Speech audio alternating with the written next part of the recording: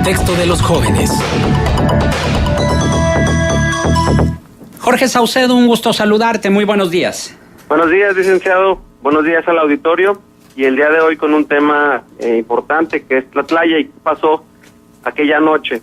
Después de más de 3 años, el caso Tlatlaya vuelve a tomar relevancia por la resolución del Juzgado 14º de Distrito de Amparo en materia penal de la Ciudad de México, el cual emitió la resolución en el sentido que le dice a la PGR que deje de ser omisa en las investigaciones sobre la ejecución sumaria de civiles perpetrada por elementos del Ejército. Y para los radioescuchas que no saben o no recuerdan lo que sucedió el 30 de junio del 2014 en Tlatlaya, Estado de México, haré un breve contexto.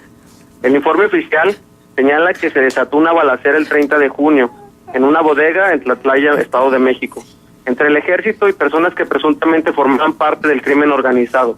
El Ejército en su momento argumentó que ellos simplemente repelieron la agresión y 22 civiles murieron a causa del enfrentamiento. En un inicio, Erubiel Ávila, gobernador del Estado de México, reconoció públicamente la labor del Ejército en el caso Tlatlaya, pero 3 meses después, y gracias al gran trabajo periodístico de Associated Press y Esquire, publicaron la historia de una víctima que sobrevivió al enfrentamiento y vio cómo los militares dispararon y asesinaron a su hija. Además, en la bodega se encontraban otras 2 mujeres y 2 hombres que se encontraban amarrados.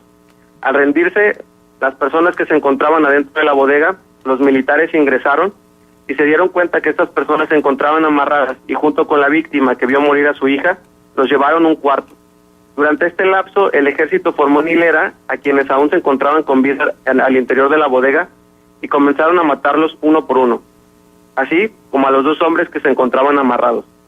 Al hacerse pública la versión de la víctima, se comenzó un proceso y además la Comisión Nacional de Derechos Humanos emitió una recomendación, la 51/2014, donde se acreditaba las violaciones graves a derechos humanos por ejecuciones extrajudiciales, manipulación del lugar de los hechos y tortura.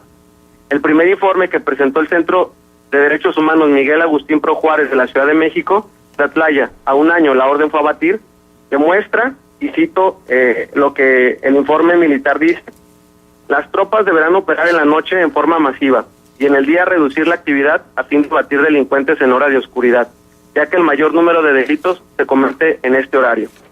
La propia Comisión Nacional de Derechos Humanos ha dicho que la resolución del Juzgado 14º que se hizo en estos días hacia la PGR es un gran avance, y además recordó que el Ombudsman también solicitó el 17 de mayo a la PGR que considere la información integrada en las investigaciones. ¿Por qué es importante este tema? Bueno, habrá quienes piensen que es bueno que los maten, pero hay que recordar que en México no hay pena de muerte. Segundo, ¿quién es quién para decidir quién vive y quién muere? Y tercero, y el más importante, este acto iría en contra del Estado de Derecho que tanto se pregona por parte del gobierno mexicano. Sin duda, la mejor manera de cuidar al Ejército como institución fundamental del Estado mexicano es que cuando haya alguna actuación fuera de protocolo, se rindan cuentas y se den explicaciones claras. Y hay que precisar que este tema viene a ser un parteaguas debido a la pronta discusión de la Ley de Seguridad Interior que se tendrá en nuestro Congreso y las implicaciones que tendría de aprobarse esta ley.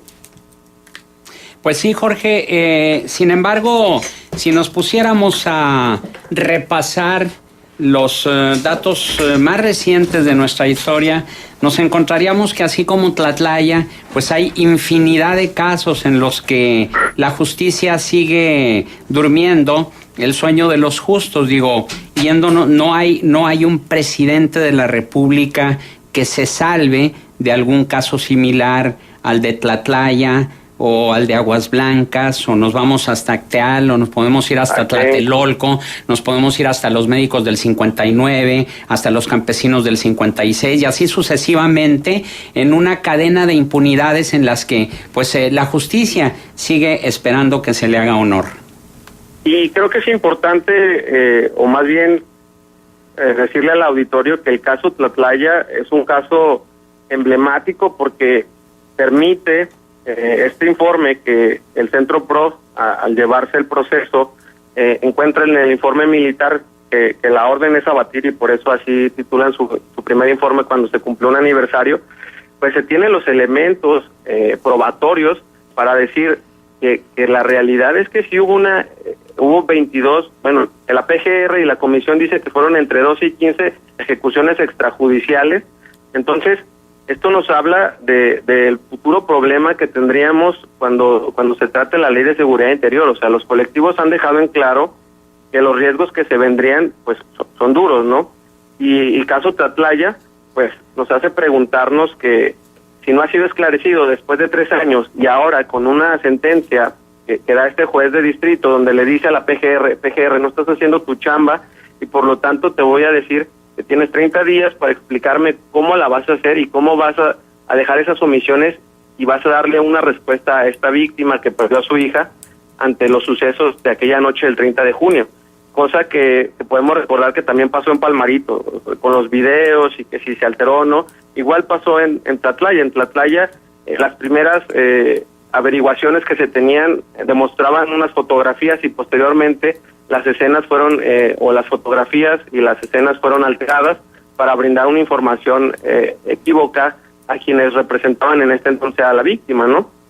Como usted bien lo dice, pues el hecho de que cada sexenio se tiene una actuación como esta, nos hace preguntar entonces, pues qué lugar va a ocupar la Ley de Seguridad Interior al tenerse estos sucesos, si no tenemos actualmente un marco jurídico que se haya fortalecido, porque hay que recordar que aún tenemos pendiente que se apruebe la legislación en materia de tortura, en desaparición forzada, el uso de la fuerza, y entonces el querer que el ejército tome pues medidas como la policía o funciones policíacas, pues nos viene a preguntarnos si no van a tener tintes políticos.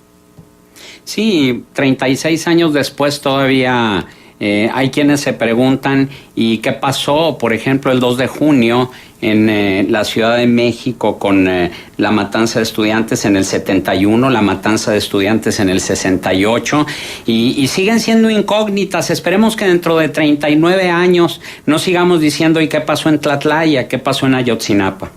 Y nada más como un recordatorio, hace unos días se cumplieron 40 años de la desaparición de Marta Camacho y su esposo, quienes se vieron pues en todo esto que fue la guerra sucia, y Marta Camacho logra sobrevivir. Aún así es parte de la desaparición forzada porque sus familiares no sabían en dónde se encontraba ella, pero lamentablemente su esposo sigue la incógnita de qué pasó con él. Y Marta Camacho en su momento, cuando fue desaparecida, se encontraba embarazada y ha sido un proceso bastante largo, bastante agotador, donde ese niño que nació durante el proceso, pues ha tenido que vivir con estos 40 años de no saber dónde está su padre, ¿verdad? Entonces, el hablar de Tlatlaya, el hablar de estos casos emblemáticos que han formado parte de la historia y que se han quedado muchos en la impunidad, pues nos habla de que no los podemos olvidar, pero de que también tenemos que buscar con los debidos procesos y buscando que el Estado de Derecho siempre prevalezca, que se haga justicia por esas víctimas, porque Tlatlaya es un ejemplo que fue público y que fue visible. ¿Cuántos más nos estarán pasando o han pasado y ni siquiera tenemos conocimiento? Muy bien, Jorge, pues estaremos al pendiente y te pedimos un punto de contacto. Sí, gracias. Pueden seguirme a través de Facebook como Jorge Saucedo o en Twitter @Jorge Informando.